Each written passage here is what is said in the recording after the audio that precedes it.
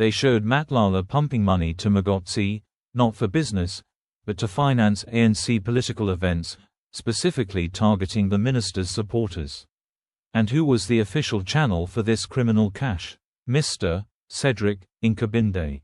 When confronted, Nkabinde's credibility didn't just crack, it shattered. He was forced to deny any real connection to Magotsi, trying to wave him away as just a guest like any ANC comrade. But the paper trail, the very payments funneled through his position, screamed liar. Nkabinde couldn't explain the dates, the names, or the money. His attempt to cover a financial link with a flimsy political excuse failed instantly, proving exactly what Mkhwanazi had alleged.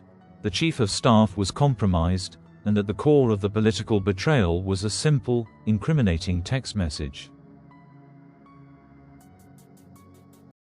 And later on, the message, Brown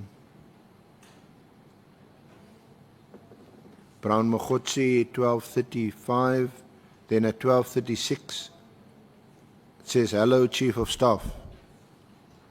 Got your numbers from Mr. Brown, requesting a meeting, please."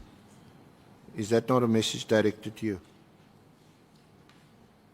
Chair, I think it's very important than one responding to something that is very clear.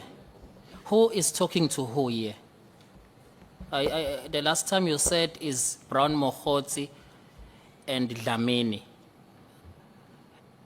When Brown Mogotsi speaks to Ket Matlala, who also known as Dlamini, he's sharing a screenshot to Ket Matlala.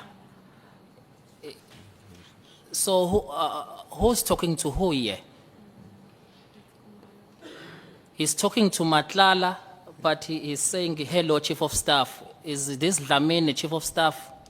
Yeah, I'm a bit confused. What these WhatsApps reference is, yes, conversations between Mr. Mogotsi and Mr. Matlala, but they are copied to you. And then there's also WhatsApps directed to you directly from Mr. Mogotsi.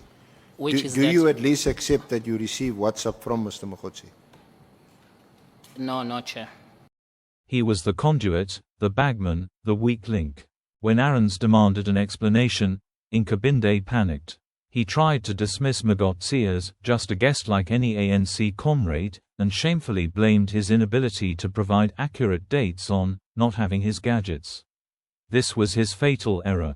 By denying his close ties, and by providing ridiculous excuses, Nkabinde wasn't just lying about corruption, he was actively attempting to mislead Parliament. That is the high crime here. He walked into the committee with his friend's confession hanging over his head, and he chose to lie to the entire nation. Nkabinde's calculated denial transforms this scandal from mere political intrigue into a clear-cut case of criminal conspiracy and a profound betrayal of South African justice. Is that the only time that you made contact with Mr. Mogotsi, was when the minister gave you his number and you had to contact him about these meetings? I recall some of other messages from Brown Mogotsi.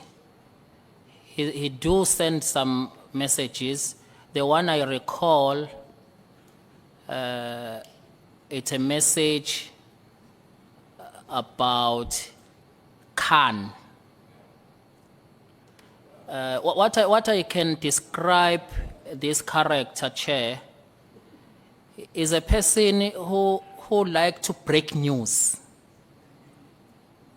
That's what I can describe him. Is a person who will tell a story maybe before you know it. Break news. What is on the news, he forward it to everyone he knows. So I cannot deny that there are some stupid messages he will then send, not even respond to them. That this is an article, this is what he forward. So they are, but in specific to this, I cannot recall this thing talking to me. So you did receive messages from Mogotsi, but they were what you describe as stupid messages? That's correct, sir. So why don't you tell him to stop his stupid messages, because you're the Chief of Staff of the Minister of Police? Instead of telling him, you rather ignore. Because they are not causing any harm. When a person is sending a news article, it's a news article. It's whether you want to entertain it or not. Were these so-called stupid messages from Mogotsi to you, were they before or after you arranged the meeting with the minister? It was after, because I did not know him before that. So before the meeting, you never got messages from Mogotsi? Yes.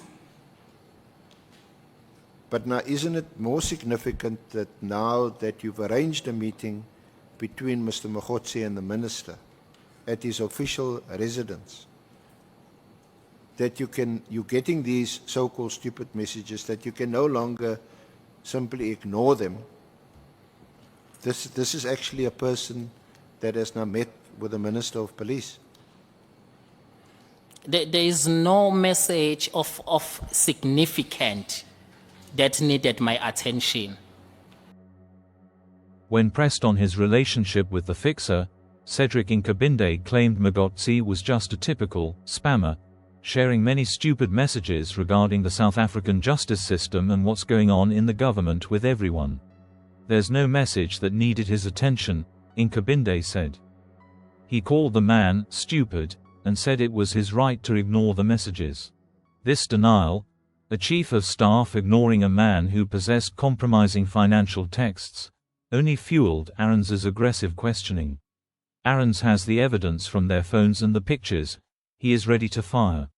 Watch how he handles him, because if Nkabinde is lying, they already have the proof.